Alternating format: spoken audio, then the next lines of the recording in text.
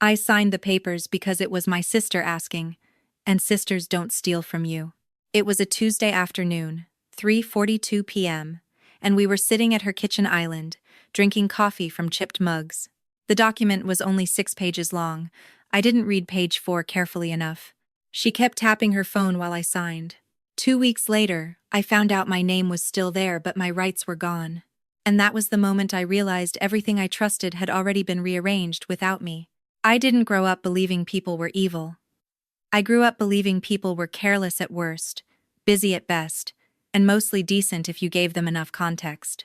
That belief carried me through 36 years of life in the Midwest, through a stable career, through a quiet marriage that ended politely, and through a family dynamic where I was always the one expected to be flexible. I was the reliable sister, the one who showed up early, paid on time, and didn't make scenes. That reputation felt earned. It also made me dangerous to myself. I live in Overland Park, Kansas. Not the part people imagine when they hear Kansas, but a clean suburb with manicured lawns, grocery stores that stay open late, and office parks full of people who believe in procedures. I worked as an operations manager for a regional logistics company, the kind of job that revolves around spreadsheets, compliance checklists, and deadlines that don't care how you feel. I liked it. I liked that the rules were written down. I liked that if something went wrong, you could trace it back to a line item instead of a personality flaw. My sister, Lauren, lived 15 minutes away in a newer development with larger houses and tighter homeowners association rules. She was younger by 3 years, louder by nature, and better at occupying space. Where I was methodical, Lauren was persuasive. Where I waited, she acted. She worked in real estate, specialized in short-term rentals, and spoke fluently about leverage and holding structures in a way that made ordinary transactions sound strategic instead of risky. After my divorce, I rented for a while. Then, 2 years ago, I decided to buy a townhouse. Nothing flashy. 2 bedrooms, 1.5 baths, attached garage, close to my office. It wasn't a dream home. It was a stability decision. I put down a solid down payment, locked in a reasonable interest rate, and felt proud of myself in a quiet way I didn't announce on social media. Lauren congratulated me enthusiastically. She brought a bottle of Prosecco over the night I got the keys and insisted we drink it sitting on the kitchen floor because I didn't have furniture yet. We laughed about how the echo made our voices sound too loud. At some point, she walked around taking pictures on her phone, commenting on the natural light, the stair angle, the potential. 6 months later, she called me with a favor. She said it casually, like she was asking to borrow a ladder. She had an opportunity, she said. A short-term rental near downtown Kansas City. High demand. Great numbers. The only issue was timing. Her credit was temporarily tied up because of another property closing, and the seller wanted paperwork signed quickly. I don't need money, she told me over the phone. Just your name, temporarily. I remember standing in my kitchen, one hand on the counter, listening to the hum of the refrigerator. I asked the obvious questions. What exactly would I be signing? How long? What was the exit plan? Lauren answered without hesitation. She always did. It would be an LLC operating agreement, she said. Standard stuff. My name would be listed as a managing member for administrative reasons only. She would handle everything. I wouldn't be financially exposed. It was cleaner this way, faster, and completely legal. She had done it before, she said. Everyone did this. I hesitated just long enough to feel responsible, not long enough to feel alarmed. She came over the following Tuesday. That part stands out to me because I had taken a late lunch and rushed home, reheated leftovers, and worried about getting back to my afternoon meeting on time. She arrived with a slim folder tucked under her arm, kicked off her shoes by the door, and set her phone face down on the counter like she always did. We sat at my kitchen island. The paperwork was neat, clipped, already flagged where signatures were needed. 6 pages. I flipped through them quickly, more out of politeness than concern. The language was dense, the font small. I recognized some terms: managing member, capital contribution, authority to bind. I trusted that if something mattered, Lauren would point it out. She didn't rush me. That's the part that fooled me later. She just talked. About the property. About how annoying the seller was being. about how this would all be over in a month. At one point, she tapped her phone lightly against the counter. Once, twice, like she was keeping time to a song I couldn't hear. I noticed it. I didn't question it. I signed where the yellow tabs were. She thanked me, hugged me, and left with the folder tucked back under her arm. I washed the coffee mugs and went back to work. By the end of the day, the whole thing had already started to blur into the category of favors that feel bigger when you agree to them than when they're done. Nothing happened right away. That should have reassured me. It did. Over the next 2 weeks, life stayed normal. I went to work. I paid my mortgage.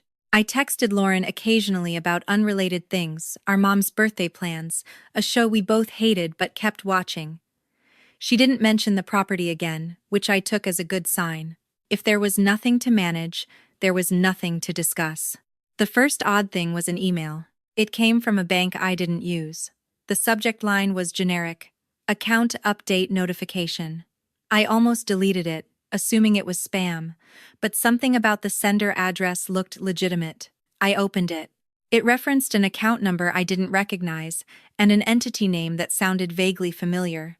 I skimmed it once, then again. It wasn't asking me to do anything. It was just informing me. I forwarded it to Lauren with a short note. "For your information, not sure if this is related to the rental thing?" She replied an hour later. "Yes, that's tied to the LLC. Totally normal. You can ignore." Ignore was my specialty. I did. A few days later, another email. Then a voicemail. Then a letter that arrived in a plain white envelope with my name printed cleanly in the corner. I opened it, standing by the mailbox, the afternoon sun too bright, the paper too crisp. It referenced compliance. Required disclosures. Managing member responsibilities. That was the first time the word responsibility landed differently. I went back inside, set the letter on the counter, and stared at it longer than necessary. I told myself I was overreacting. This was business. This was paperwork catching up. Lauren knew what she was doing. Still, I pulled the folder from the drawer where I'd tucked my copy of the signed documents. I flipped to page 4. I don't remember exactly what I expected to see. A clause I'd missed. A footnote. Something technical. Instead, I saw my name paired with words that didn't feel administrative at all. Exclusive authority. Sole discretion. Binding decisions. I sat down slowly. The house was quiet in a way that felt louder than noise. I called Lauren. She didn't answer. I told myself there had to be an explanation. A reasonable one. There always was. That belief had served me well for most of my life. I just didn't know yet that it was about to cost me far more than a signature. I didn't confront Lauren right away. That wasn't avoidance. Not exactly. It was habit. When something feels off, my instinct has always been to gather information first, to understand the shape of the problem before naming it out loud. I told myself I needed context. I told myself this was business, not betrayal, and business problems had solutions if you stayed calm long enough. The next morning, I went to work like nothing had changed. I answered emails, sat through a weekly operations meeting, nodded at the right moments. But my attention kept drifting back to the language on page 4. Exclusive authority. Sole discretion. Words that didn't belong to someone who was just helping out. During my lunch break, instead of eating, I pulled up the document on my phone and read it slowly this time, line by line, the way I read contracts at work when something didn't quite add up. What stood out wasn't one dramatic sentence. It was the pattern. Every clause that mentioned responsibility carried my name. Every clause that mentioned benefit, profit, or withdrawal authority carried Lauren's. It was clean, elegant, even. The kind of document that looked neutral until you understood what neutrality could hide. That afternoon, I called the number listed on the bank letter. A recorded menu answered, polite and endless. When I finally reached a human voice, I explained that I'd received correspondence about an account I didn't recognize. The woman on the line asked me to verify my identity, my full name, date of birth, last 4 digits of my social security number. She thanked me and placed me on a brief hold. When she came back, her tone was unchanged, but the information wasn't. "Yes, ma'am," she said. "You are listed as the primary authorized signer for the account associated with the LLC. Primary. Authorized. Signer. I stared at the window above my desk as she spoke, watching a delivery truck back into the loading bay across the street. I asked what that meant, practically. She explained it patiently. Any compliance issues, any discrepancies, any failures to report, they would contact me first. Is there a reason I wouldn't have access to the account? I asked. There was a pause, brief but deliberate. Access is determined by internal authorization settings. According to our records, you do not have online credentials for this account. I thanked her, hung up, and sat very still. That evening, Lauren finally called me back. She sounded cheerful, slightly breathless, like she was walking between appointments. I told her I had questions. She laughed lightly and said, "Of course I did. Paperwork always looked scarier than it was." I asked her directly why my name carried sole authority in the operating agreement. She didn't answer right away. Instead, she explained why it had been done that way. Lenders preferred a single point of accountability, she said. It made things cleaner, less confusion. Cleaner for who? I asked. For everyone, she replied, a little too quickly. I pressed. Why didn't I have access to the account? Why was I receiving compliance notices? She sighed, the sound sharp through the phone. You're overthinking this. This is just how these structures work. You're not actually on the hook for anything. It's fine to grass to ground. That phrase on the hook caught in my chest. I asked her to send me full access credentials. She said she would. Not immediately, she added, because she was in the middle of something. But soon. We hung up with nothing resolved. Over the next few days, the emails kept coming. Notices about filings, reminders about deadlines, each one addressed to me by name, each one framed as a courtesy, not a warning. I started a folder on my desktop and dropped them in, telling myself this was temporary, that Lauren would fix it once her closing finalized. I didn't tell anyone.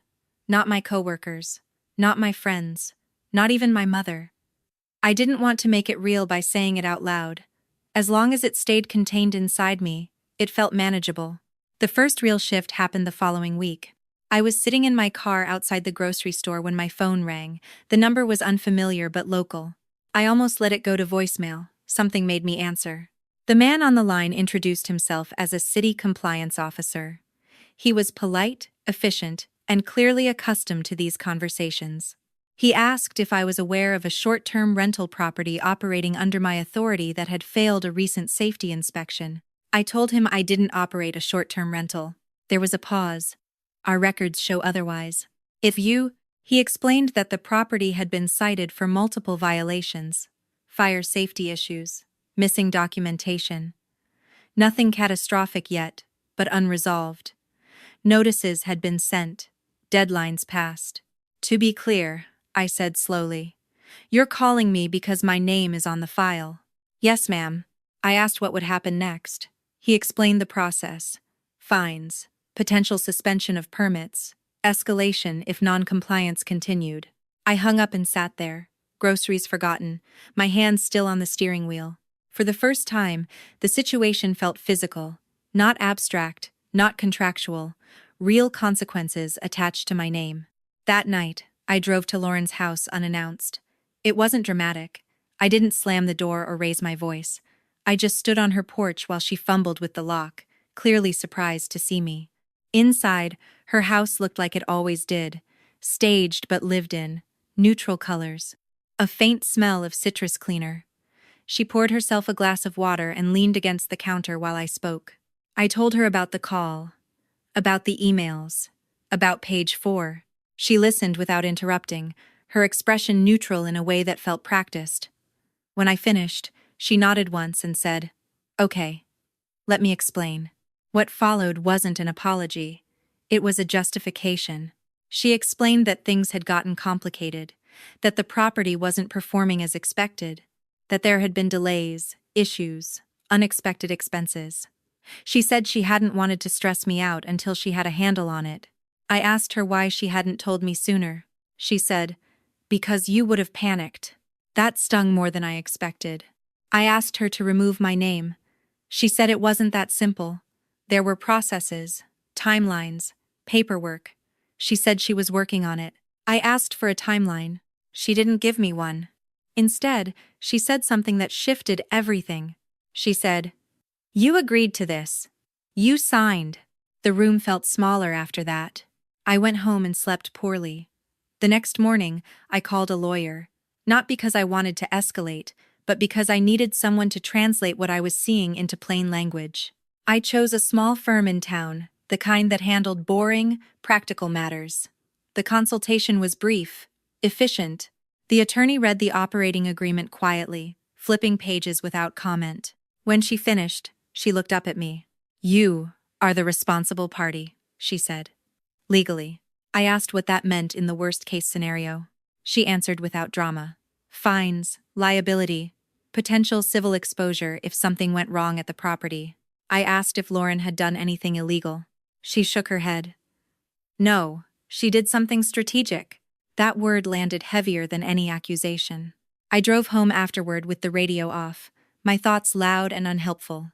I kept replaying the moment at the kitchen island. The chipped mugs, the tapping phone, the yellow tabs. There had been no threats, no pressure, just familiarity. That night, I pulled every document, every email, every voicemail into one place. I printed some of them, spread them across my dining table, and started organizing them by date. Not because I had a plan yet, but because order felt like the only thing I could still control. Somewhere between midnight and 1 a.m., I noticed something I hadn't before. A timestamp, an automated system note buried in an email footer. It referenced a change in account permissions. The date was 3 days before Lauren had come over with the folder. I stared at it for a long time. That was when the story shifted from confusion to clarity. Not all at once, not cleanly, but enough that I understood one thing with certainty. This hadn't spiraled. It had been set up, and whatever I did next couldn't be based on trust anymore. Once I saw the timestamp, I couldn't unsee it. It sat there in the footer of the email like a quiet confession, a line of system language that didn't know it was telling the truth. 3 days before Lauren sat at my kitchen island, 3 days before the yellow tabs, 3 days before I signed anything. The permissions had already been adjusted. The structure had already been decided. What I'd signed wasn't a starting point, it was a confirmation. That realization didn't make me angry right away. It made me careful. I've always been someone who believes in good faith, not in a naive, everything will work out way, but in a practical one. If you follow the rules, if you communicate clearly, if you don't cut corners, things usually land where they should.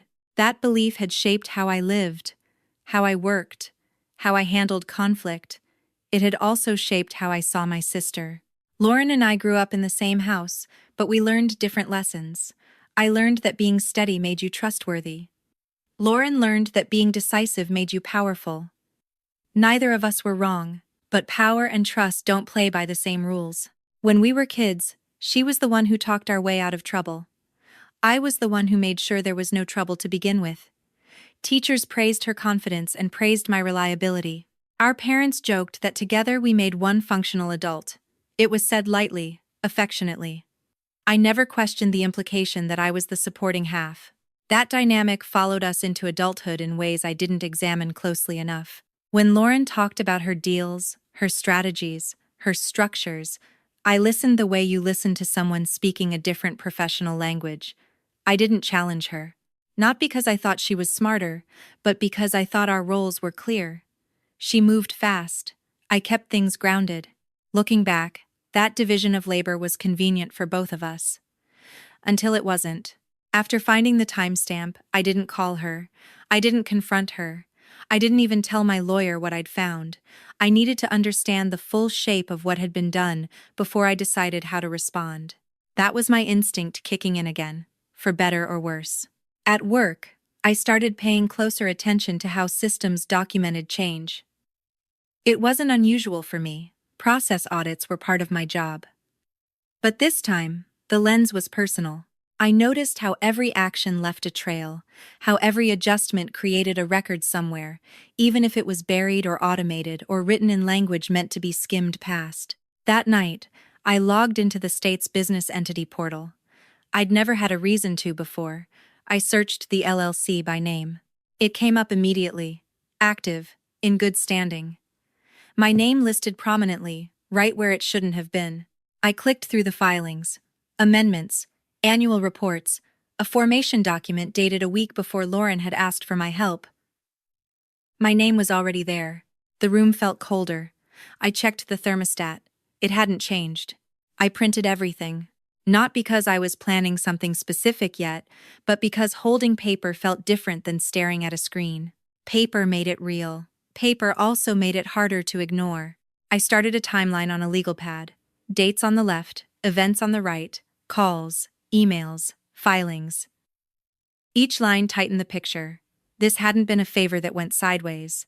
It had been a structure built in advance, with me slotted neatly into the role that carried weight without control. The next morning, I woke up with a clarity I hadn't had since the first bank call. It wasn't relief. It was resolve. If my name was being used as leverage, then I needed to understand exactly how that leverage worked. I took a personal day and drove to the city offices downtown, not to make a scene, just to ask questions. The building was nondescript, the kind of place you'd never notice if you weren't looking for it. Fluorescent lights. Plastic chairs. A counter worn smooth by paperwork sliding back and forth. I waited my turn and explained, calmly, that I was listed as a managing member of a short-term rental property and needed clarification on compliance requirements. The clerk didn't blink. She pulled up the file, scanned the screen, and began explaining the process like she'd done it 1,000 times. Inspections, permits, fines, escalation paths. I asked who had submitted the last compliance response. She told me a name, not Lauren's. An email address I didn't recognize. Is that person authorized? I asked. She glanced back at the screen. According to our records, no. But they're responding on behalf of the entity. Is that allowed? She shrugged slightly. It happens. Ultimately, responsibility falls on the managing member. That was me. Again.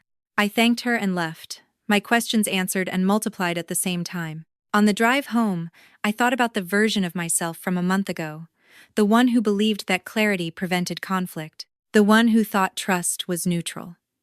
I realized how much of my life had been built around the idea that being reasonable would protect me. It hadn't. That afternoon, Lauren texted me. Just a check-in. Everything okay? She wrote, as if nothing had shifted. I stared at the message for a long time before responding. We need to talk, I typed. Then deleted it. I didn't want a conversation. I wanted alignment, and I knew better now than to expect it voluntarily. Instead, I replied, I'm reviewing the filings. I'll follow up. She didn't respond right away. That evening, I called my lawyer again and told her about the timestamp, the filings, the compliance issue. She listened, asked precise questions, and then said something that reframed everything. She positioned you as the buffer, she said. If things go wrong, you absorb the impact. If things go right, she retains flexibility. I asked if that was common. It's not uncommon, she said carefully. It's also not accidental. We talked through options. None of them were dramatic. None involved confrontation or accusations. They involved notices, requests, documentation, formal steps that felt boring on the surface but carried weight underneath. When I hung up, I didn't feel empowered. I felt exposed. Power, I was learning, wasn't loud. It was procedural. Over the next few days, I noticed how often Lauren framed things as temporary. Just for now. Until this clears. Short term. I had accepted that language my whole life. It made discomfort feel manageable. It also made boundaries negotiable. I stopped accepting it. I sent a written request for full account access, not a text, not a call, an email, copied to an address listed in the filings. I asked for confirmation in writing. Hours passed, then a day. Lauren called that night, her voice sharper than it had been before. She asked why I was escalating. I told her I wasn't. I was clarifying. You're making this bigger than it needs to be, she said. I didn't make it this size, I replied. She accused me of not trusting her. I didn't argue. Trust, I realized, was no longer the point. Responsibility was. After we hung up, I sat at my dining table and looked at the spread of papers again. The timeline was complete now. The shape of it undeniable. This wasn't a misunderstanding to be smoothed over. It was a system that relied on my silence to function. That night, I slept better than I had in weeks. Not because things were resolved. They weren't. But because I finally understood what I was dealing with. Not a sister who made a mistake. Not a deal that went wrong. But a structure designed to move risk away from the person who knew how to avoid it. The belief that had carried me this far, that fairness would emerge if I stayed reasonable, was no longer serving me. It hadn't protected me. It had positioned me. By morning, I knew something else too. Whatever came next couldn't be emotional. It couldn't be reactive. And it couldn't be private. If my name was going to carry weight, then I was going to decide how it was used. Once I decided not to confront Lauren emotionally, everything slowed down in a way that felt unnatural at first. I had spent weeks bracing for some kind of explosion, raised voices, accusations, a moment where the truth finally snapped into the open. Instead, what came next was quiet, administrative, almost polite, and that was somehow worse. The first red flag I noticed after that decision wasn't dramatic. It was a calendar invite. It appeared in my inbox on a Thursday morning, sandwiched between internal work meetings and a dentist appointment reminder. The subject line read, LLC Operations Sync. No sender name I recognized. No explanation, just a time and a dial-in number. I opened the invite details. My name was listed as the meeting owner. I hadn't created it. I declined the invite and forwarded it to Lauren with a single line. Who scheduled this? She responded an hour later. Oh, that's probably the property manager. They looped you in automatically since you're the managing member. No action needed. No action needed had become her favorite phrase. I started noticing how often my role was described as passive, even as it carried responsibility. Managing member, but not managing anything. Authorized signer, but unable to sign. Accountable, but uninformed. It was a strange inversion, and once I saw it everywhere. The next small thing was mail. Not official notices this time, just envelopes addressed to the LLC, arriving at my townhouse instead of Lauren's office. I stacked them neatly on the counter, unopened at first, telling myself I'd sort through them later. When I finally did, they turned out to be routine statements, vendor correspondence, one invoice for a safety inspection that hadn't been paid. The amounts weren't alarming. That wasn't the point. The point was that the paper trail was slowly being rerouted through me, inch by inch, like a river changing course. At work, I found myself distracted in meetings, listening for patterns instead of content. Who spoke first? Who summarized decisions? Who carried blame when timelines slipped? I realized how familiar this structure felt. I'd seen it professionally a dozen times before. I just hadn't recognized it when it was happening to me. Lauren called less frequently after that. When she did, the tone had shifted. Still friendly, but guarded. She asked questions that felt like tests. Did anyone contact you? Have you heard from the city again? I answered honestly but briefly. I didn't volunteer information. I also stopped reassuring her. That seemed to bother her more than anything else. One evening, she stopped by unannounced. I hadn't invited her, but I didn't turn her away. She stood in my kitchen, the same space where everything had begun, and looked around like she was assessing it for the first time. You seem stressed, she said. I'm focused, I replied. She frowned slightly, as if those words didn't fit together. She asked if I was upset with her. I told her I was concerned about the structure we'd set up. She said structure was exactly what made it safe. She reminded me that nothing bad had actually happened yet. I pointed to the stack of mail on the counter, asked why it was coming to me. She shrugged and said forwarding addresses were tricky.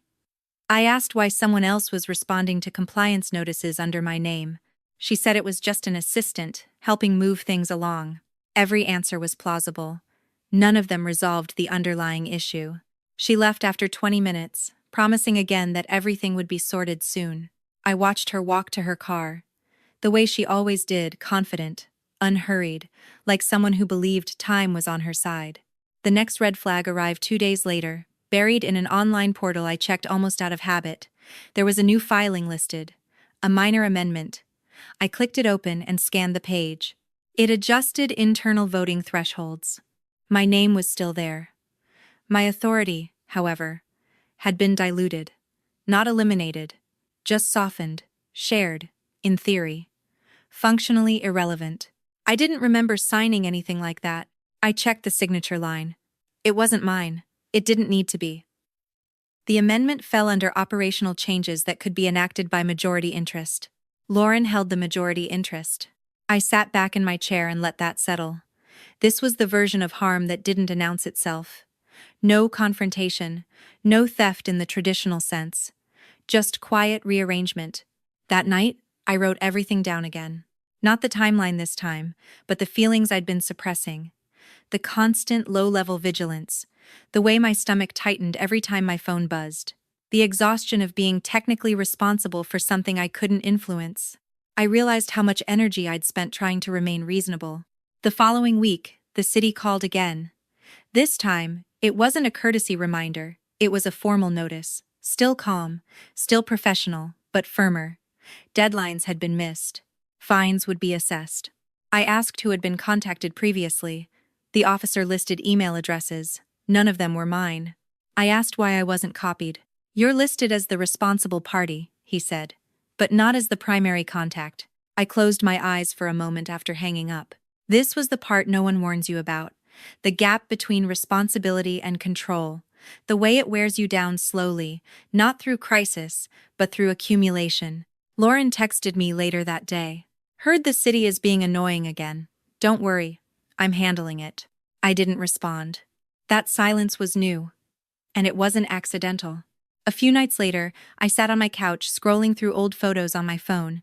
Family holidays, birthdays, moments where Lauren had her arm around my shoulder, smiling broadly, introducing me as my sister, the organized one. I'd always worn that label with pride. Now it felt like a warning. The smallest red flag of all came in the form of a compliment. Lauren called and said, "I really appreciate how calm you've been about all this. Most people would have freaked out." I understood then that my calm wasn't reassuring to her. It was useful. If I panicked, I might disrupt the structure. If I stayed composed, the system could continue operating as designed. That was the moment something shifted inside me, not into anger, but into clarity. I stopped thinking about what Lauren intended. I stopped trying to decode her motives. Intentions were slippery. Structures were not. I requested copies of every communication sent under my name. I asked for access again, formally, in writing. I documented the lack of response. I scheduled a follow-up consultation with my lawyer and brought the amended filing with me. She read it once and nodded. "This is the pattern," she said. "Incremental changes, each one defensible on its own. Together, they tell a story." I asked her what the story was. "That you're being positioned to absorb risk without power," she replied. "And that the longer this goes on, the harder it is to unwind." I drove home slowly after that meeting, taking side streets instead of the highway, letting myself feel the weight of what I'd been avoiding. Not betrayal, in the dramatic sense, but exploitation built on familiarity. That night, I didn't sleep much. Not because I was anxious, but because my mind kept returning to one simple truth. None of these red flags had required my consent. They only required my silence. And I was done providing it. The letter arrived on a Monday. It wasn't dramatic. No bold lettering, no threatening language, just a standard envelope with the city seal in the corner and my name typed cleanly across the front.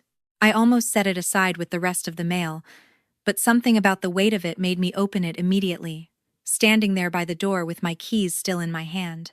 It was a notice of administrative hearing. I read it once, then again, slower. The hearing concerned repeated compliance failures associated with a short-term rental property operating under an LLC where I was listed as the managing member. The date was 3 weeks away. The location was downtown. Attendance was mandatory. Mandatory. I leaned against the wall and let the words settle. This wasn't a reminder. This wasn't informational. This was procedural escalation, the kind that moved quietly until it didn't. I sat down at the kitchen table and read the letter a third time. It outlined the issues succinctly: missed deadlines, unresolved violations, Lack of response from the responsible party. That responsible party was me. I checked my email immediately, searching for anything I might have missed. There was nothing. No notices, no warnings, no requests for action addressed directly to me. Everything that had led to this point had happened adjacent to me, not through me. I called the number listed on the notice. After navigating the usual menus, I reached a clerk who confirmed what the letter already said. The hearing would proceed whether I attended or not. If I failed to appear, the penalties would increase. I asked who else would be notified. Only the managing member, she replied. I thanked her and hung up. For a long moment, I just sat there, staring at the grain of the table, tracing the lines with my eyes like they might offer some explanation. This was the event that shifted everything from theoretical to unavoidable. I was no longer just adjacent to the problem, I was its formal face. I called Lauren. She didn't answer. I left a voicemail. Short, controlled. I told her about the notice and the hearing date. I asked her to call me back immediately. She texted instead. I'm in back-to-back meetings. Can we talk later? This sounds more serious than it is. I stared at the message until the screen dimmed. That afternoon, I left work early and drove downtown to the municipal building. I didn't have an appointment. I didn't expect answers. I just needed to see the place where this was now officially happening. The building was old, concrete and glass, with a lobby that smelled faintly of paper and disinfectant. People sat in rows of plastic chairs, clutching folders, murmuring quietly. I took a number and waited. When it was my turn, I explained the situation to the clerk at the counter. She listened without reaction, pulled up the file, and turned the screen slightly so I could see. It was worse than I'd thought. There were notes logged over the past 2 months. Attempts to contact the entity. Responses submitted late or not at all. A pattern of partial compliance that never fully resolved the issues. Who's been responding? I asked. She scrolled. Looks like a property management firm. Authorized by whom? She paused. That's not clear. And faced on 7. I felt a familiar tightening in my chest. Not panic. Recognition. I asked what the hearing entailed. She explained the process. I would be asked to account for the violations and present a plan to bring the property into compliance. If the plan was accepted, fines would be assessed and deadlines set. If not, the permit could be suspended. And if it's suspended? I asked. She met my eyes. You'd still be responsible for the outstanding issues. And one of the sitter, don't come. I nodded, thanked her, and stepped away from the counter. Outside, the afternoon was bright, the city moving at its usual pace, unaware of the quiet shift that had just occurred inside me. I sat in my car and called my lawyer. She didn't sugarcoat it.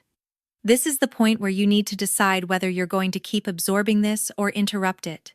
I asked what interrupting looked like. Formally, she said, documented, visible. That night, Lauren finally called. She sounded irritated, not worried. She asked why I'd gone downtown without telling her. I told her because I was the one being summoned. She said she'd handle it. That she'd talk to the property manager.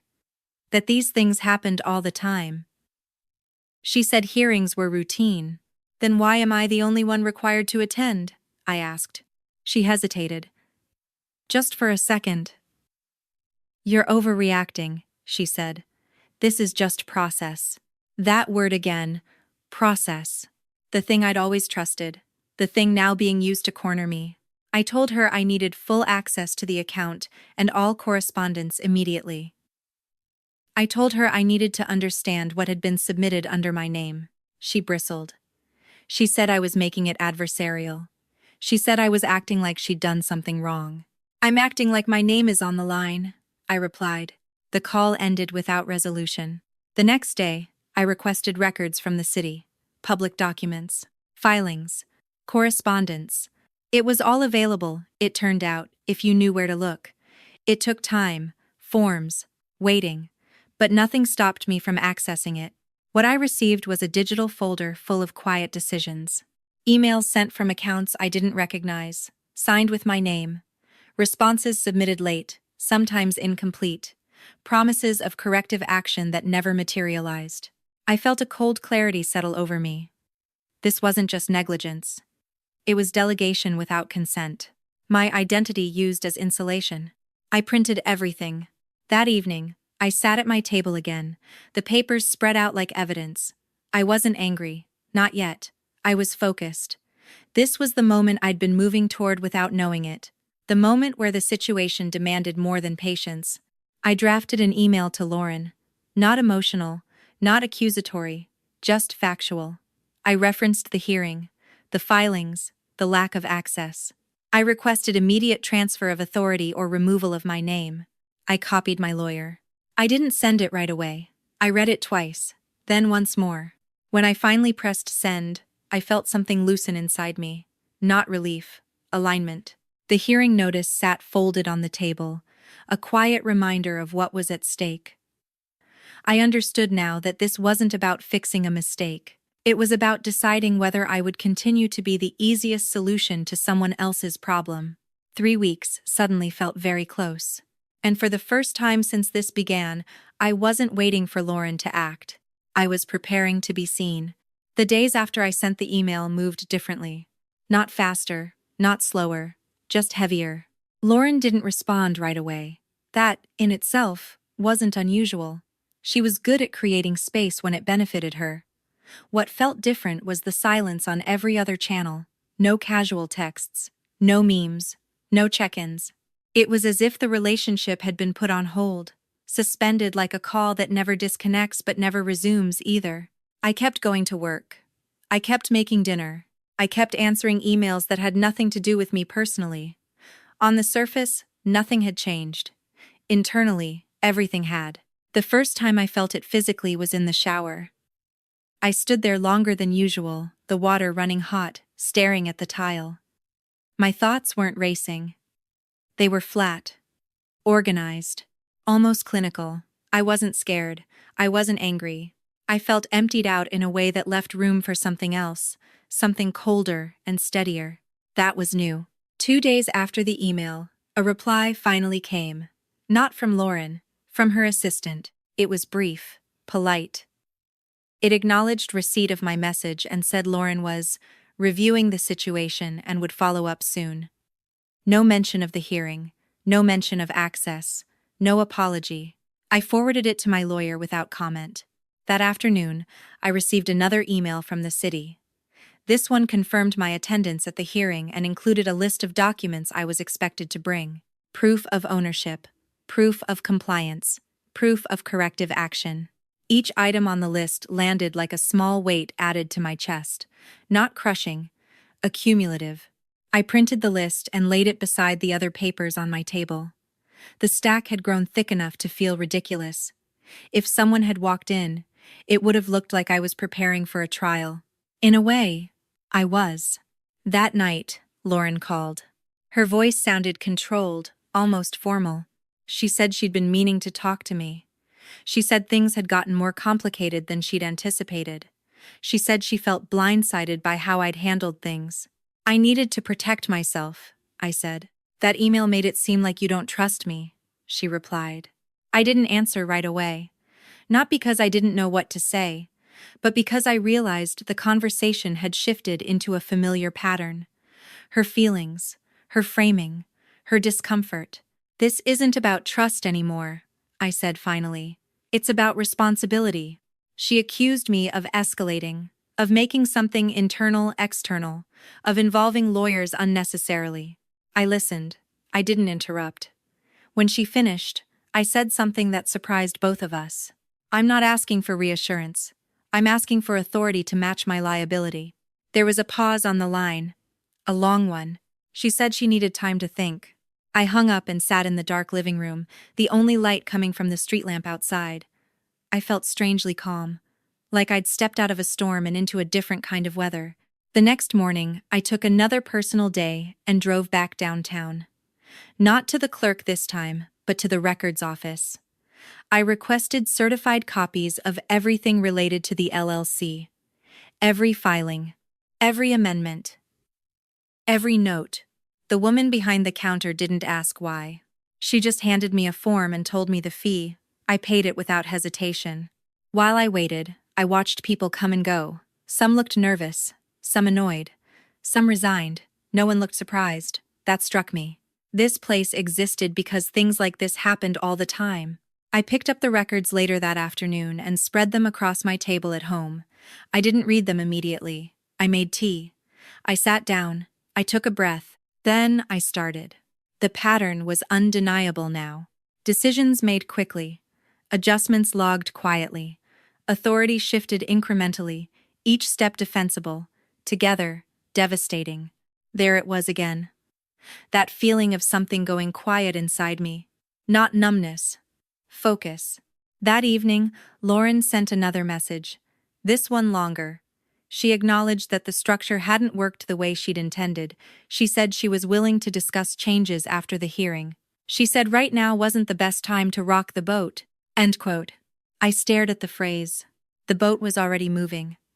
I was just the one being asked to steady it. I replied once. The hearing is not a future problem. It's a present one. She didn't respond. The day before the hearing, I received a call from the property management firm. A man introduced himself and said he'd been trying to reach me for weeks. He sounded relieved, as if he'd finally found the right door. He explained that they'd been instructed to communicate through Lauren, that they'd submitted documents as requested, that they were under the impression I was informed. I asked him to email me everything. He agreed immediately. When the email arrived, it confirmed what I already knew. Promises made on my behalf, deadlines acknowledged and missed, plans proposed and abandoned. I thanked him and asked one final question. Who authorized you to speak for the entity? There was a pause. Lauren. That night, I laid out everything I would bring to the hearing. Originals, copies, notes.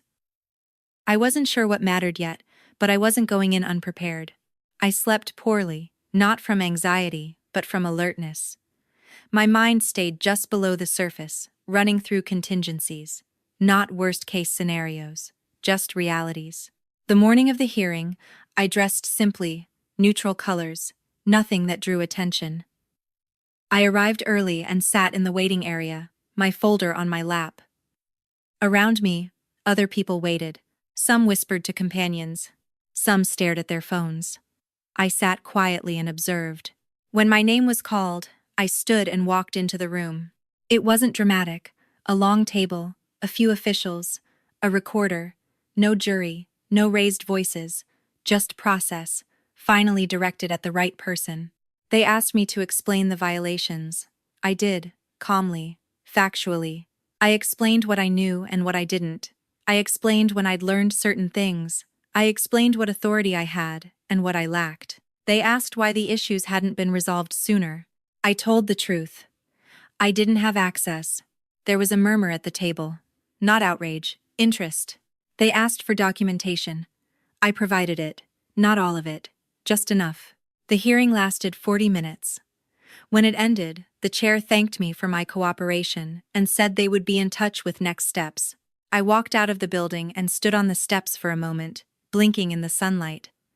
I didn't feel victorious. I didn't feel defeated. I felt seen. That afternoon, Lauren called again. Her tone was different now. Careful. I told her. Briefly. She asked what I'd said. I told them the truth, I replied. There was silence on the line. Then she said something that confirmed everything I'd been feeling. You didn't have to do that. I closed my eyes. Yes, I said. I did. We hung up without saying goodbye. That night, I sat alone in my house. The papers stacked neatly. The folder closed for the first time in weeks. The hearing hadn't resolved anything yet. There would be fines, conditions, consequences. But something irreversible had happened.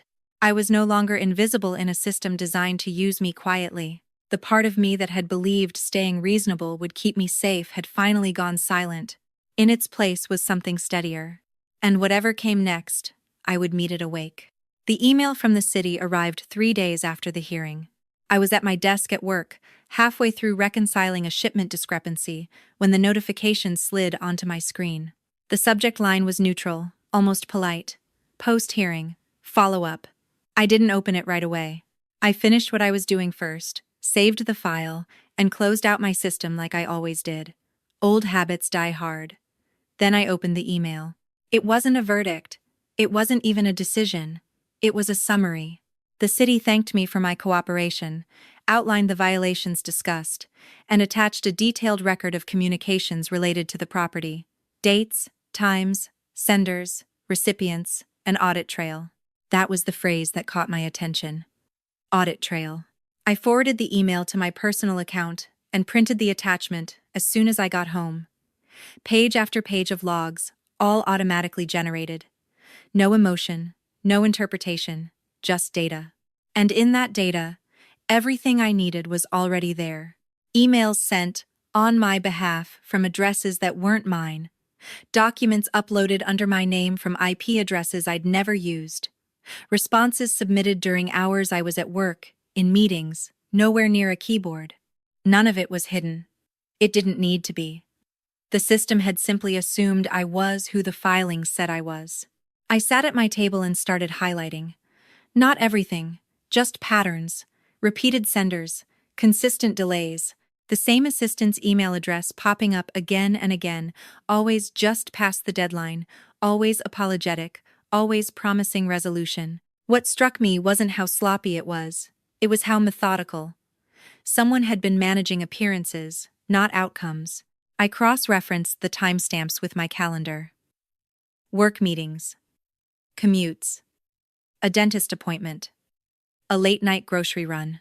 Every response sent under my name coincided with a moment I could prove I wasn't the one responding. It was the kind of evidence no one planned for because it didn't feel like evidence. It felt like background noise, system residue. That night, I didn't call Lauren. I didn't confront her. I didn't even feel the urge to. The story had shifted again, and this time, it wasn't about interpretation. It was about documentation. The next morning, my lawyer called me before I had a chance to reach out to her. "I got the city's follow-up," she said. "This is useful." End quote. Useful was her version of promising. She explained that what I had now wasn't proof of malicious intent. It didn't need to be. It was proof of misrepresentation, of authority exercised without authorization, of a pattern of behavior that contradicted the structure on paper. "This is where systems matter," she said, "because they don't care who meant what, they care who did what, when." I asked what that meant for me. "It means you're no longer guessing," she replied. "You're documenting." If you were asked. Over the next week, I did exactly that. I requested logs from the bank, from the property management firm, from the booking platform used for the rental. Each request was formal, written, unemotional. Each response added another layer to the same picture. Lauren, meanwhile, went quiet. No texts, no calls, no attempts to smooth things over. The silence felt deliberate now, strategic. I imagined her, recalculating, reassessing the risk. I wondered if she realized yet that the leverage she thought she had was shifting. The strange thing was how ordinary my days still felt. I went to work, I made dinner, I watched a show at night that I barely followed. On the surface, nothing dramatic was happening. Underneath, a record was assembling itself. One evening, as I was organizing the documents into labeled folders, I found something I hadn't been looking for: a version history.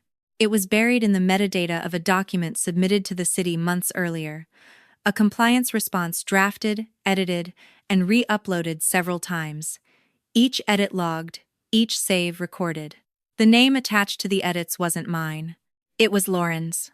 Not her assistant, not the property manager. Her. The edits weren't major.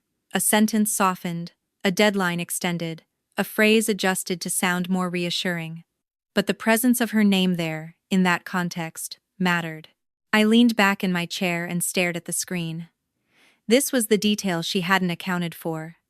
Not because she was careless, but because she'd assumed the system was neutral territory, that as long as the outcomes looked acceptable, no one would trace the process. She'd underestimated how much systems remember. I forwarded the document to my lawyer with a short note. "Found this," she replied an hour later. "That's significant." Significant didn't mean explosive. It meant actionable. We talked through next steps, not dramatic ones, no ultimatums, no threats, just notices, requests for correction, a formal demand for reassignment of authority, a deadline. "This isn't about punishing her," my lawyer said. It's about correcting the record. The phrase stayed with me. Correcting the record. That was all I wanted. Not vindication, not apology, just alignment between responsibility and control. I drafted the demand letter with my lawyer's guidance.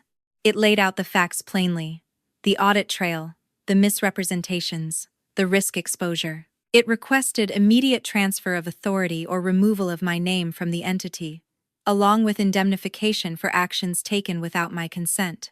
I read it twice before signing. Not because I doubted it, but because I wanted to feel the weight of my own name on something I fully understood. We sent it certified. Lauren called me that night. Her voice was different now.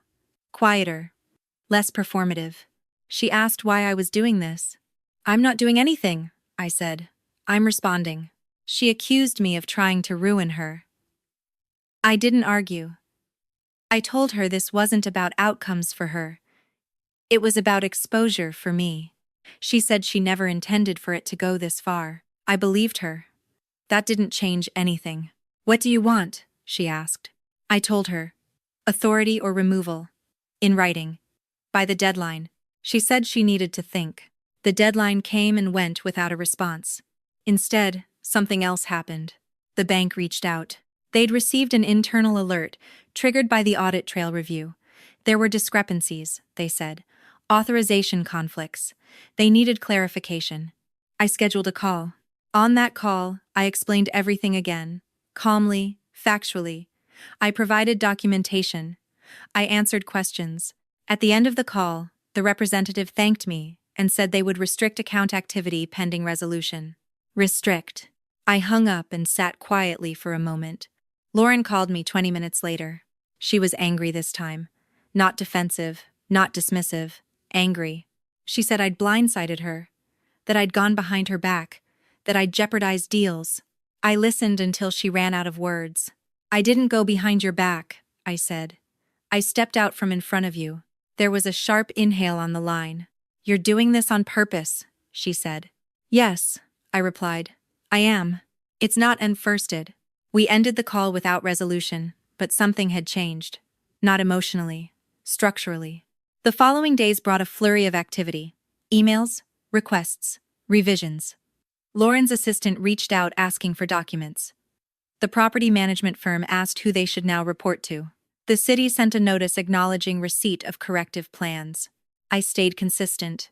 Everything went through my lawyer. Everything was documented. It wasn't satisfying in the way people imagine justice to be. There was no moment of triumph, no speech, just a steady rebalancing. One afternoon, as I was filing away the latest batch of emails, I realized something that surprised me. I wasn't thinking about Lauren much anymore. Not her motives, not her feelings, not our history. She had receded into the background, replaced by processes and records and timelines. The system didn't care that she was my sister. It only cared about alignment. And so did I. When the formal amendment finally came through, my name removed from operational authority, liability reassigned, indemnification documented, I read it slowly. Not with relief, exactly, but with recognition. This was what power looked like when it wasn't loud. That night, I closed my laptop and sat in the quiet of my living room. The house felt the same. The street outside sounded the same. Nothing had changed on the surface. But underneath, something fundamental had shifted. I had learned that evidence doesn't always come as a dramatic reveal. Sometimes it arrives as a spreadsheet, a timestamp, a version history no one thought to hide. And once you see it, once you understand how the system records truth without caring about feelings, you can never go back to pretending you don't know how it works. Whatever came next, it wouldn't be about trust. It would be about record. Once the bank restricted the account, the pace of everything changed. Not outwardly. There were no sirens, no legal threats, no dramatic phone calls from unknown numbers. What changed was the density. Messages began arriving closer together. Questions that had been theoretical became urgent. People who had previously routed around me now needed answers from me. And for the first time since this began, I didn't rush to respond. I took a full day before replying to anything. Not because I didn't know what to say, but because I was finally in a position where time worked for me instead of against me. That felt unfamiliar, almost uncomfortable. I was used to being the one who smoothed things over quickly, who prevented delays, who made sure no one else felt the impact of a loose end. I let the loose ends exist. The first email I answered was from the property management firm. They asked who had final authority on compliance decisions while the account was restricted. I replied with one sentence, copied to my lawyer. Until the amendment is fully executed, all communications should be directed through counsel. That was it. No explanation. No justification. No emotional framing. The response came back within minutes. Understood. That word carried more weight than any apology I'd received from Lauren. The next message was from the city. They acknowledged receipt of the corrective plan and requested confirmation of who would be responsible for implementation going forward. Again, I responded briefly, with documentation attached. Again, I copied my lawyer. Each reply was deliberate, measured, boring, even. And yet, each one shifted the structure slightly in my favor. Lauren tried calling again that evening. I let it go to voicemail. Her message was different this time. Less accusatory, more urgent. She said the restriction was affecting cash flow. She said vendors were asking questions. She said she needed this resolved quickly. She said, "We need to talk like adults." I listened to the message twice before deleting it. We were talking like adults, just not directly anymore. The following day, my lawyer forwarded me a draft of the formal amendment. It reassigned operational authority entirely, removed my name from any future liability, and included indemnification for past actions taken without my consent. It wasn't aggressive. It was precise. "This puts you back where you should have been," my lawyer wrote. "Outside the blast radius." Blast radius. Another phrase that stayed with me. We sent the draft to Lauren's attorney, whose name I recognized from previous filings. The response came back the next morning with suggested revisions. Minor changes. Clarifications. No outright refusals. Negotiation had begun, whether Lauren liked it or not. What struck me most during that phase was how quickly everyone adjusted to the new reality. Vendors stopped asking Lauren questions and started emailing my lawyer. The property manager requested written confirmation of the new reporting structure. The city acknowledged the updated chain of responsibility without comment. No one asked how I felt. They didn't need to. This was the part of the story people rarely talk about. The middle ground. The administrative stretch where nothing looks dramatic but everything is being decided. It required patience. Not the passive kind I'd relied on before, but an active one. A patience rooted in boundaries. Lauren texted me one afternoon, a long message this time. She said she felt betrayed. She said family shouldn't involve lawyers. She said she never thought I'd do this to her. I read it once and didn't respond. That silence wasn't punishment. It was accuracy. There was nothing left to explain. I realized then that the most radical thing I'd done wasn't restricting access or demanding amendments. It was refusing to manage her emotional reaction alongside the consequences of her actions. That had always been my role. Translator, buffer, stabilizer. I had stepped out of it. The hearing outcome arrived the following week. Fines assessed, deadlines set, compliance required under the revised structure. The language was dry, procedural, final. My name appeared once, as a former managing member no longer responsible for ongoing operations. Former. I sat back in my chair and let that word land. It didn't feel like victory. It felt like accuracy restored. Lauren called that night. I answered this time. Her voice was tight. She said she'd signed the amendment. She said she felt cornered. She said she hoped this hadn't permanently damaged our relationship. I listened. When she finished, I said something that surprised even me. "This didn't damage our relationship," I said. "It revealed it." There was silence on the line. "I didn't know you'd go this far," she said. "I didn't either," I replied. "Until I had to." We ended the call politely. Not warmly. Not cruelly. Just finished. In the days that followed, things settled into a new configuration. Emails slowed. The folder on my desktop stopped growing. The tension in my shoulders eased in a way I hadn't noticed building. One evening, I realized I hadn't thought about the property in hours, then days. My attention returned to my own life, my own work. The routines I'd put on hold while managing a problem that was never supposed to be mine. I cooked dinner without checking my phone. I slept through the night. I went for a walk after work and noticed how the trees along my street had started to change color. Nothing dramatic had happened. No one had been publicly exposed.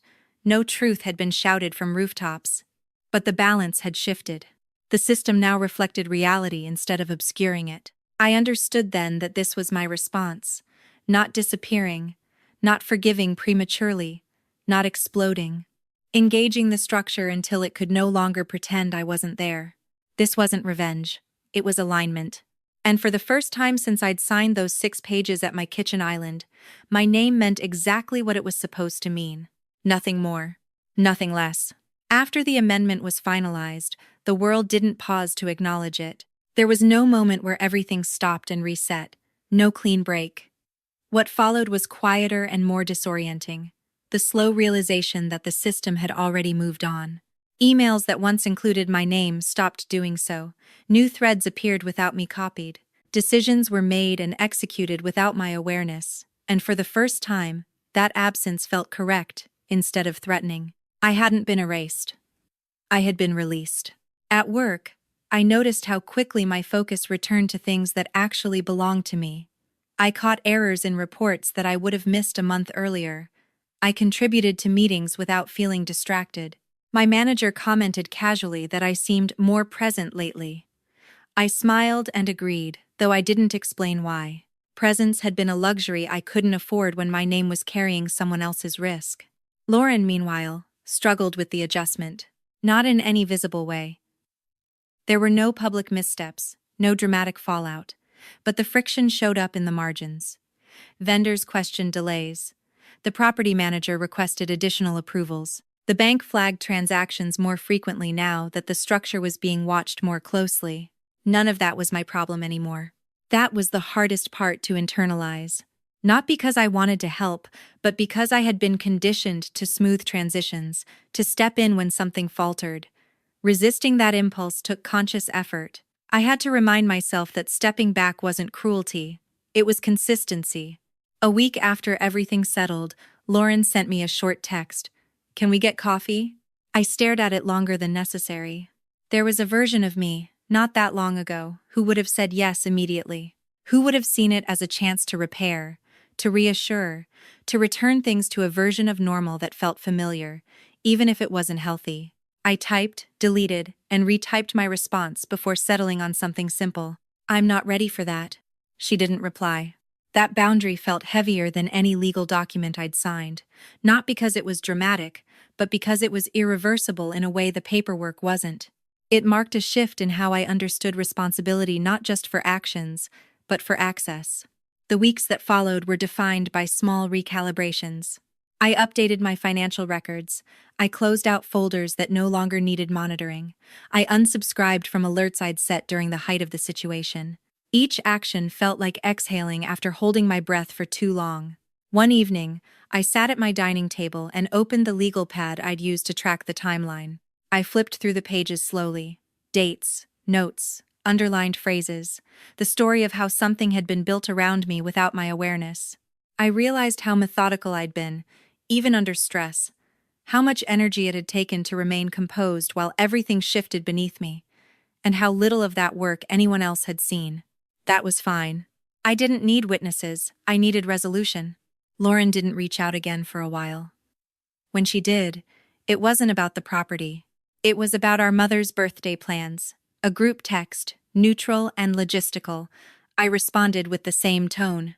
The distance between us had changed the shape of our interactions. Not hostile, just narrower. I thought often about the belief that had guided me before all this, that staying reasonable would keep me safe. It wasn't entirely wrong. Reason had kept me functional. It had allowed me to respond instead of react, but it hadn't protected me from being used. Protection, I was learning, required visibility. Not emotional visibility, structural visibility. Being legible to the systems that mattered. One afternoon, my lawyer called with a final update. The bank restrictions had been lifted under the revised structure. The city had closed the compliance case. Everything was, officially, done. Is there anything else you need from me? She asked. I thought about it. About the months of vigilance.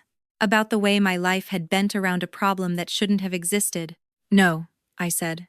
I think that's it. We hung up, and I sat there for a moment, phone still in my hand. There was no rush of relief, no emotional payoff, just a quiet certainty that this chapter had ended. That night, I dreamed of my kitchen island. The chipped mugs, the yellow tabs, the tapping phone. But this time, when I reached for the pen, it wasn't there. The moment passed without action. I woke up feeling lighter than I had in months. In the days that followed, I noticed how often people assumed compliance came naturally to me. How frequently I was still asked to take on tasks that involved absorbing risk without authority. At work, in friendships, in family dynamics. Each time, I paused. Sometimes I said yes, sometimes I didn't. The difference was that the choice was conscious now. One Saturday morning, I ran into Lauren at the grocery store. It was inevitable, given how close we lived. The encounter was brief, polite. We talked about produce prices and traffic. We avoided anything real. As we parted, she said, "You've changed." I didn't argue. I didn't defend myself. I didn't apologize. Yes, I said, that was all. Walking back to my car, I felt a familiar urge to analyze the interaction, to wonder what she meant, to question whether I should have said more. The urge faded quickly. Not everything required processing anymore. Later that week, I received a notification from the state portal, an automatic reminder to file an annual report for an entity I was no longer associated with. I logged in, updated the information, and removed myself from the contact list entirely. It took less than 5 minutes. I closed the browser and laughed softly to myself. Not because it was funny, but because it was done. What surprised me most about the aftermath wasn't how angry I felt, or didn't feel. It was how much energy I'd reclaimed, mental space I hadn't realized was occupied, time I'd been spending on vigilance instead of living. The system had absorbed the conflict and moved on. That was its nature. It didn't care about fairness or feelings. It cared about records matching reality. And for once, that worked in my favor.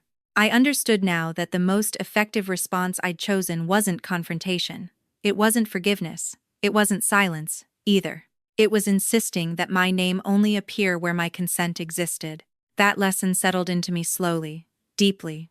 I didn't know yet how it would change the rest of my life, but I knew this much with certainty. I would never again confuse proximity with permission. And whatever came next, I would enter it with my eyes open, my boundaries intact, and my name exactly where it belonged. I didn't expect to hear about the fallout so soon.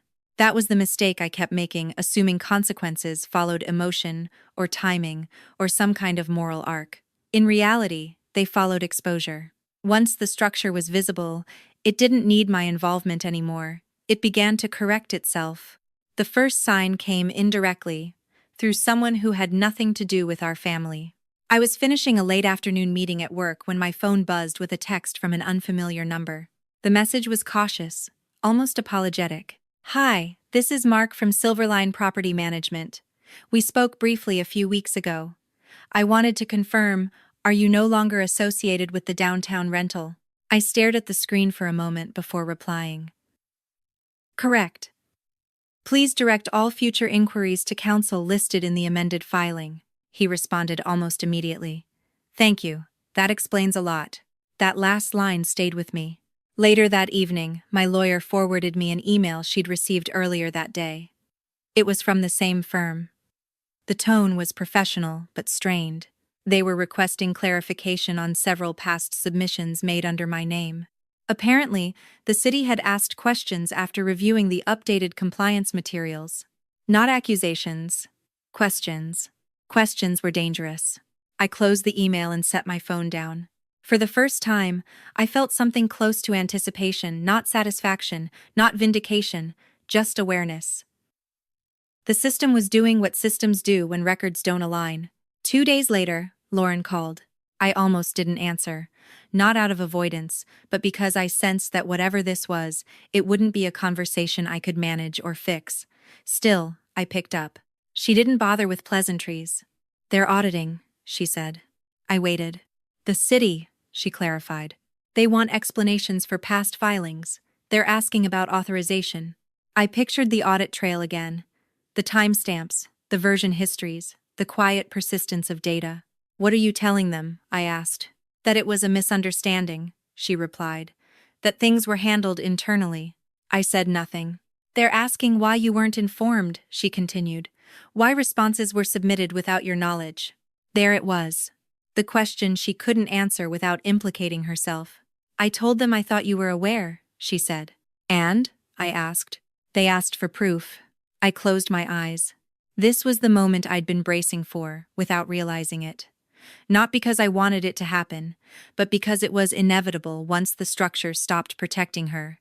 I don't have proof, she said quietly. No, I replied. You don't. She accused me then. Not directly, but indirectly.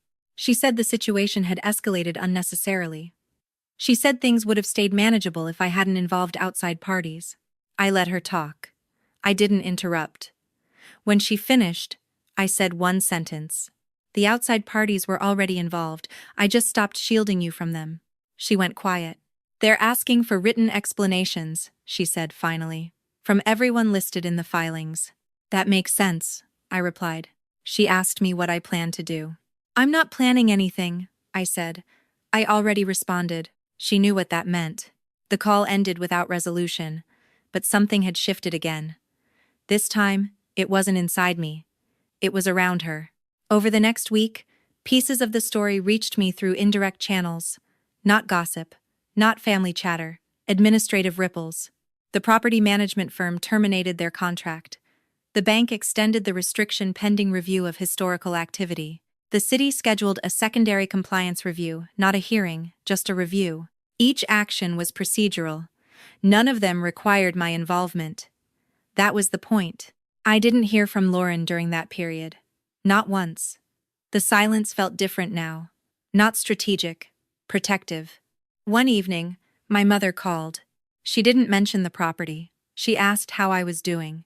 She told me she'd spoken to Lauren recently and that things seemed stressful over there. Her tone was careful, as if navigating unstable ground. I listened without filling in the gaps. I hope you two can work things out, she said. I hope so too, I replied. It wasn't a lie. It just wasn't a commitment. A few days later, the audit results landed not with a bang, but with an email. My lawyer forwarded it with a short note. For your information. The city had concluded that prior responses had been submitted by individuals without proper authorization, no finding of intent, no accusations of fraud, just a determination that the record was inaccurate.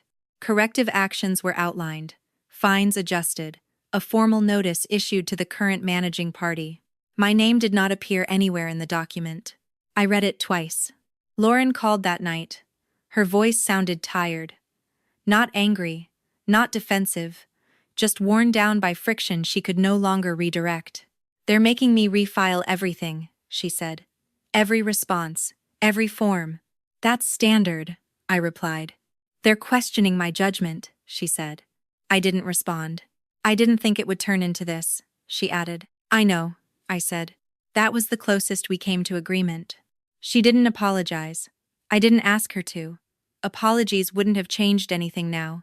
The consequences were already moving, slow and steady. In the weeks that followed, Lauren's world narrowed, not dramatically. No public scandal. No legal catastrophe. Just friction. More oversight. Less flexibility. The kind of constraints that make every decision heavier. The system had stopped taking her at her word. And that, I realized, was the real exposure. One afternoon, I received a final email from the property management firm. They thanked me for my cooperation and apologized for the confusion earlier in the year. They said they'd updated their records and wished me well. I didn't reply. That night, I sat on my couch and thought about how all of this would look from the outside. Uneventful, bureaucratic, boring, even. No one would point to a single moment and say, that's where it turned. But I knew. It turned when the structure stopped absorbing her risk and started reflecting it. Lauren texted me a few days later, A short message. I didn't realize how much you were carrying. I stared at the words for a long time. I didn't either, I typed back. We didn't say anything else. The strange thing was that I didn't feel victorious. I didn't feel like I'd won something. What I felt was distance clear, necessary distance. The system hadn't punished her. It had simply required her to stand where she'd placed me. And that was enough. By the time everything settled, I understood something I hadn't before. You don't need to expose someone loudly to reveal them. You just need to step out of the way and let the structure they built finally support its own weight. I thought the end would feel clearer.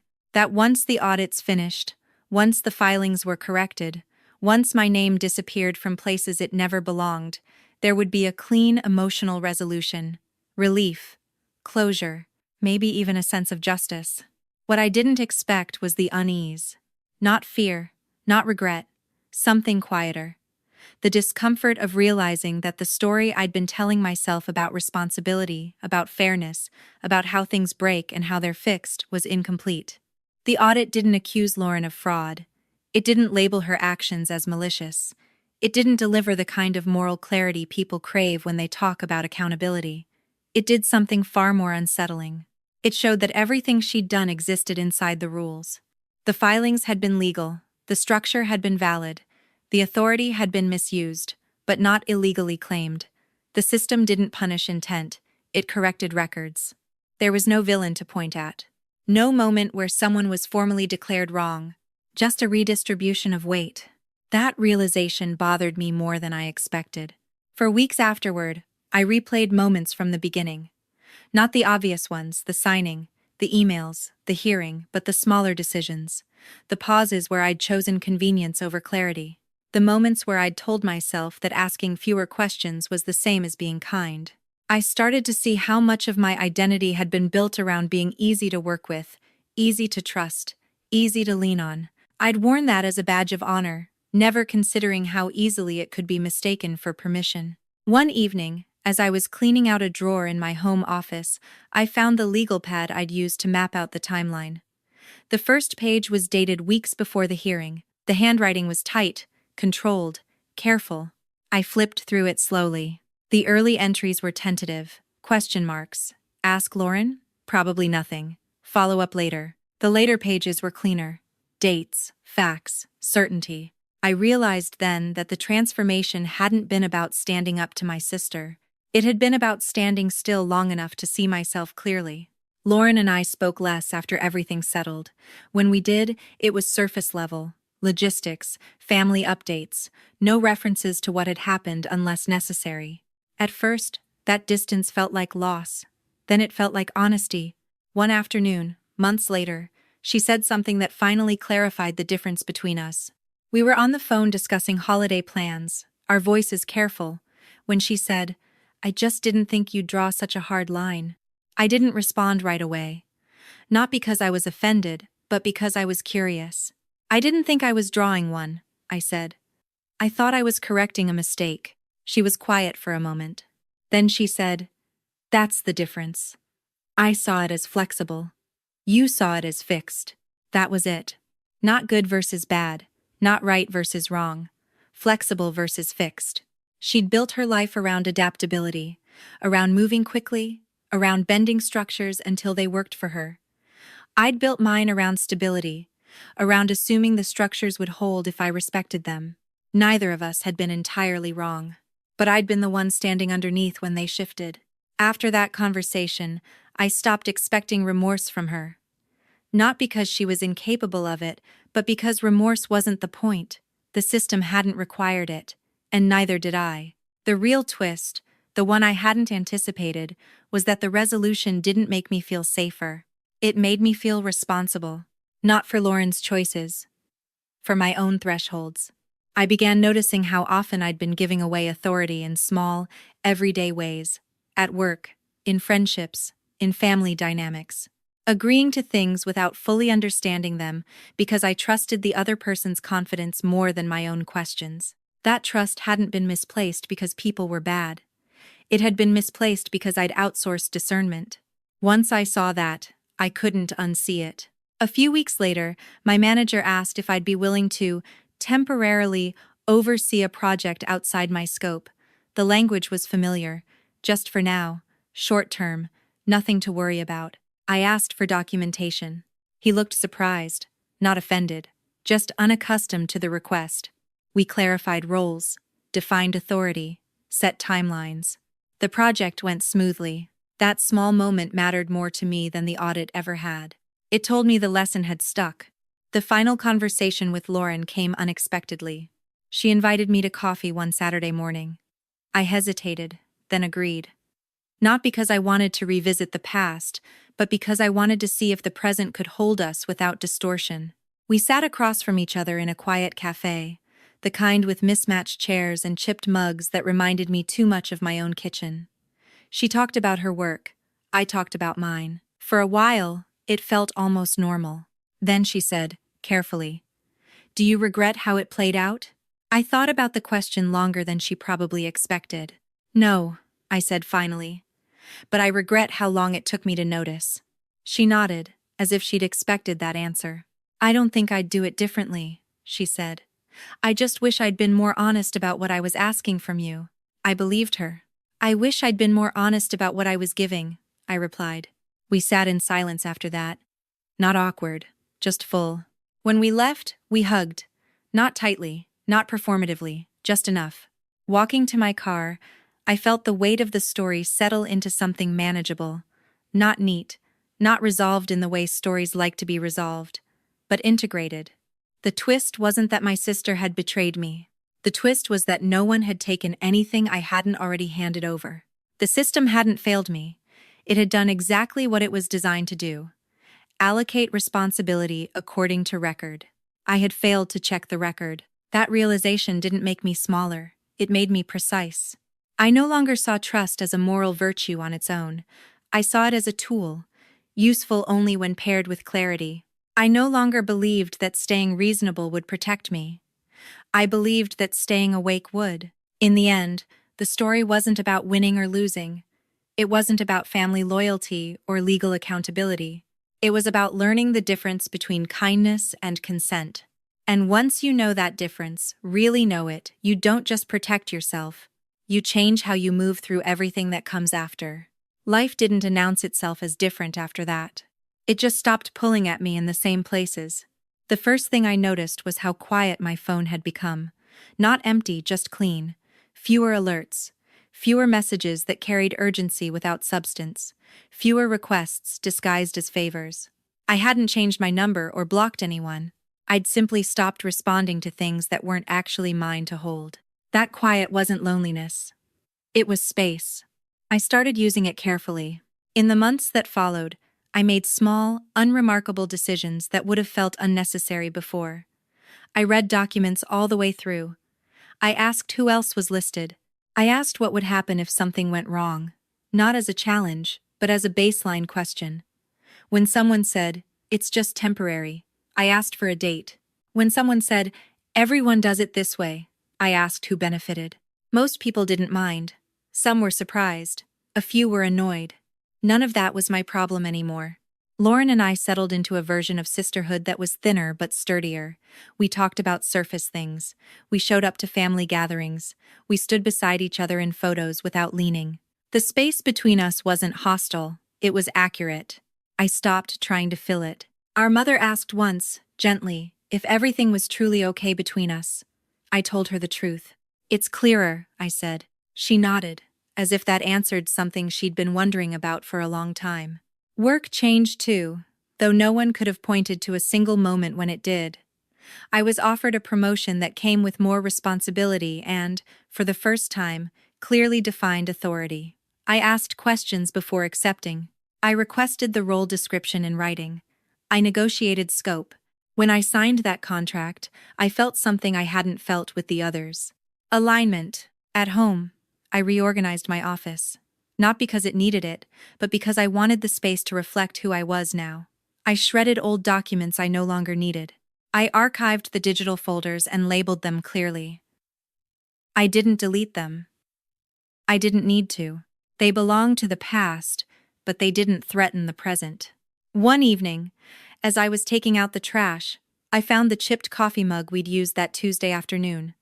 The one Lauren and I had laughed about. The one I'd kept out of habit, not affection. I turned it over in my hands, noticing the hairline crack I'd never paid attention to before. I threw it away. Not ceremoniously, not angrily, just because it had served its purpose and was no longer useful. That felt like a fitting end to the story. People sometimes ask me now, when I tell them a softened version of what happened, whether I'd do anything differently. They expect regret, or bitterness, or a triumphant lesson neatly tied with a bow. I tell them no. Not because it didn't cost me anything, it did. It cost me an illusion I'd lived comfortably inside for years. It cost me a version of closeness that depended on my silence. It cost me the comfort of believing that being reasonable was the same as being safe. But it gave me something better. Precision. I no longer mistake access for intimacy. I no longer assume familiarity equals goodwill. I don't confuse trust with surrender. And most importantly, I don't wait for harm to announce itself loudly before I pay attention. The system didn't save me. I didn't outsmart it either. I learned how it worked, and then I stopped standing where it could crush me. That knowledge didn't make me harder. It made me cleaner in my choices. It let me move through the world without carrying weight that wasn't mine, without managing outcomes for people who hadn't asked for my consent. If there's a moral here, it isn't dramatic. No one is coming to protect your boundaries if you don't name them. No structure will honor you if you disappear inside it. And no amount of good intention replaces clarity. I still believe people are mostly decent. I still believe in cooperation. I still believe in family. I just believe those things function best when everyone is standing where they actually belong. And I've learned to check that quietly, thoroughly, and without apology before I ever sign my name again.